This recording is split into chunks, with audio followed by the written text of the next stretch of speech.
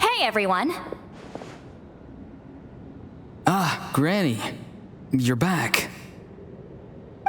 So, no good news for me then? You saw right through me. The Traveler collected a lot of spirits, and I checked all of them one by one. None of them matches Leyla's description. I figured. It was written all over your face.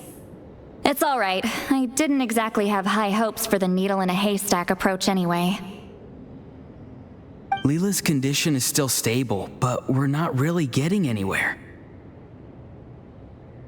Well, luckily, I made some progress on my end. Leyla's parents told me that he made a new friend recently, and apparently he's been out of the house for days at a time. On one occasion, they secretly followed him and saw him and his friend tinkering around with something at a camp. Yeah, some guy who goes by the name Kokuchu, dressed in what looked like Inazuman attire. Is this really all I'll need, Mr. Kokuchu? Based on my studies of the ancient texts, hypersensitivity is usually treated with desensitization therapy. So, I figure there's no reason it shouldn't work in reverse. Now, for a poor chap like yourself with no sensitivity to spirits whatsoever, you'll have to completely immerse yourself in spiritually rich substances for this to be effective. I'm electing to name this approach hypersensitization therapy. Is it risky? You're the spirit duffer, not me. I'm sure you're more clued up than I am on the potential consequences of brute force clairvoyance. Ultimately, it's your decision. All right, but I do have one last question. What's in this for you? People like me obviously don't have much clout in this tribe, so it's not like I can offer you much in return. You think I'm looking for a reward?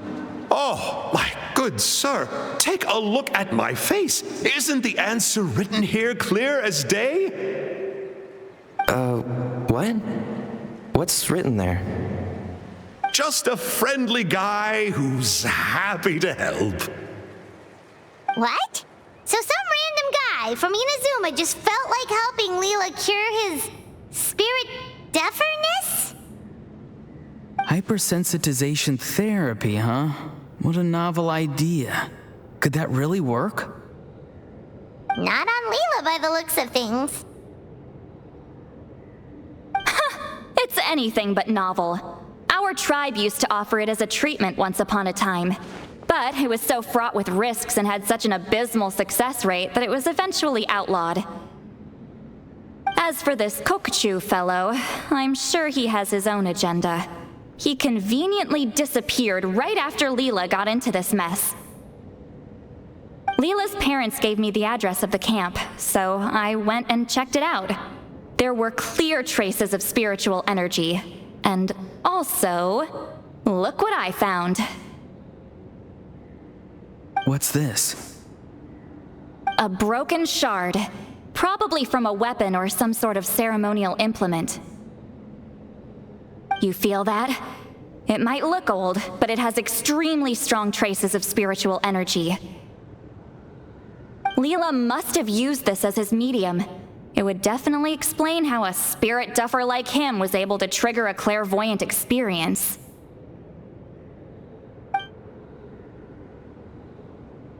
Wait, there's something else. It feels so familiar. I think this is somehow connected to my ancient name. Connected how? Is it like a shard of an ancient name?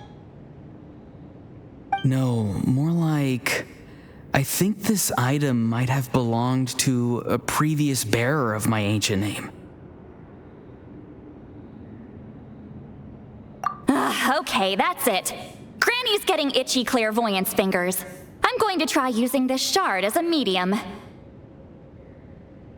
Cool, same as last time? The Traveler can use the Spirit Loom to record what you find on a woven scroll. Nope.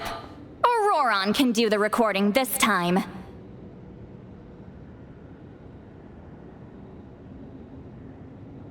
Why? It's a safety measure. You have a better understanding of the spirit domain than the Traveler. If this really is a Sanhaj relic, you'll be better placed to deal with the fallout in the event that something goes wrong.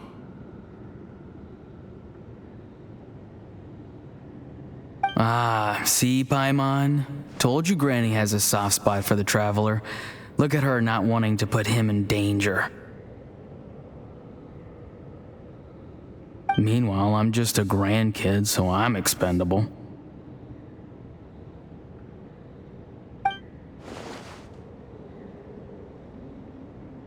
Hey, what are you blabbing on about? Sorry, Granny. I'm ready now. Then let us begin.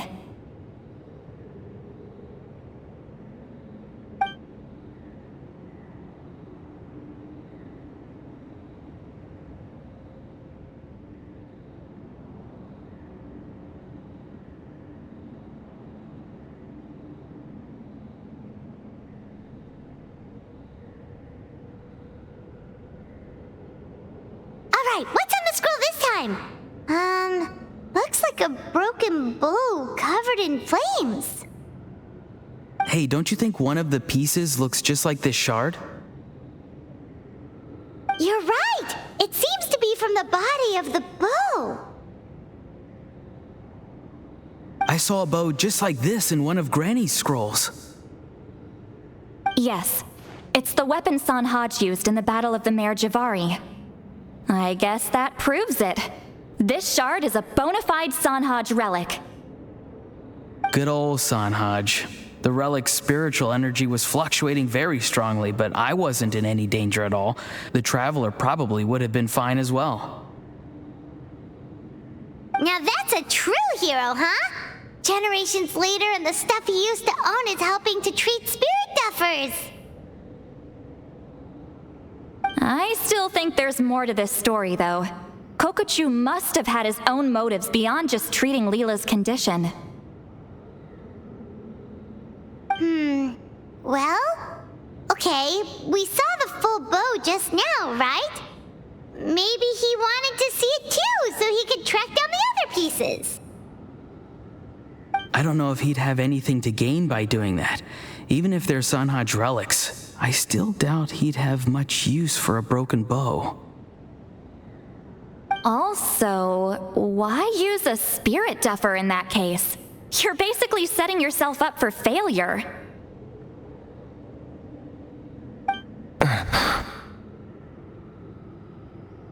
Huh? Leyla's body is responding! Let me take a look. I can sense a spirit being drawn to the relic. Looks like Granny's plan is working. Leyla's spirit is being drawn to the bait. In that case, let me try again. This time using both Leyla's body and the shard as mediums. You can do it, Granny. I'm ready to go too.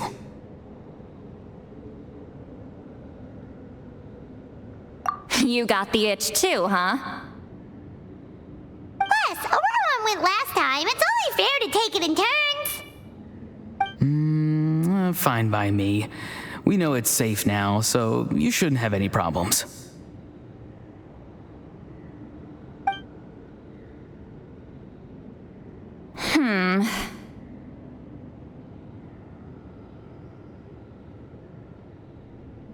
All right, if you insist. Be my guest. Just let me know when you're ready.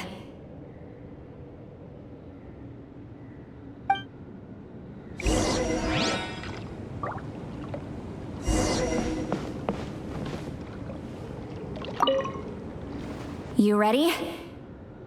All right, here goes.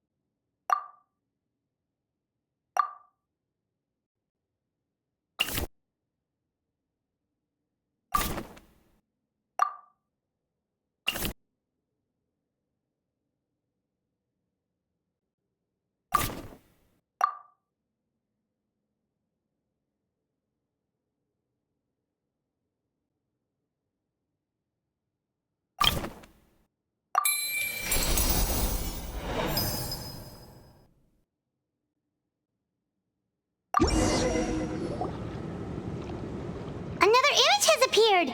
This one is a map. A map? Of where? Could it be the Mare Javari? The Mare Javari? The Mare Javari was reduced to a desolate wasteland after that big battle. Or rather, it became known as the Mare Javari after what happened there. The ashes of the monsters and warriors who fought there covered the entire battlefield. Sometimes, bone-chilling cries would be heard from the depths. Other times, the whole region would become engulfed in towering flames, drowning out the cries. That place is full of untold dangers and mysteries. Over the centuries, the finest adventurers have tried to prove themselves by venturing in. Sadly, most ended up perishing there. That lasted up until around 20 or 30 years ago, when strange things started happening. People started speaking of an enormous dark creature the size of a mountain, roaming around inside the Mare Javari. And then, shortly after that, the whole region just completely disappeared. Nobody knows how, but that infamously ominous place just vanished from the face of the world.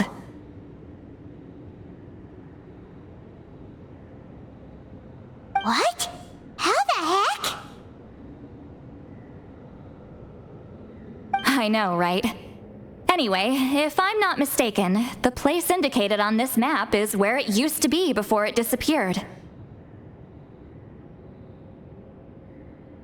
At the westernmost part of Natlan.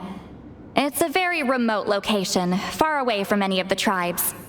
There never used to be a settlement there, but there's more people since the Mare Javari disappeared. Anyway, that's just what I've heard. I've never been there myself. This is what age does to you. The older you get, the less adventurous you become.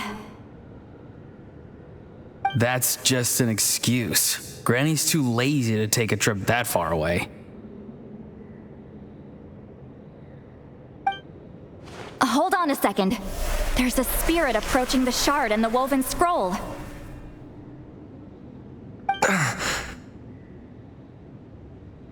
Oh, Leela's body is responding again! Quite a strong reaction this time. Does this mean what he was really seeking was the Mare Javari's location? I sense it too. There's a soul nearby. Almost a complete one. This is creeping Paimon out! Seems like the plan is working. So, can we just wake him up now? Not today. You might think bringing a spirit back into its body is like pouring water from one bottle into another, but it's far more complicated than that. need to borrow a ceremonial sword and make some other preparations. It'll take me about 2 days.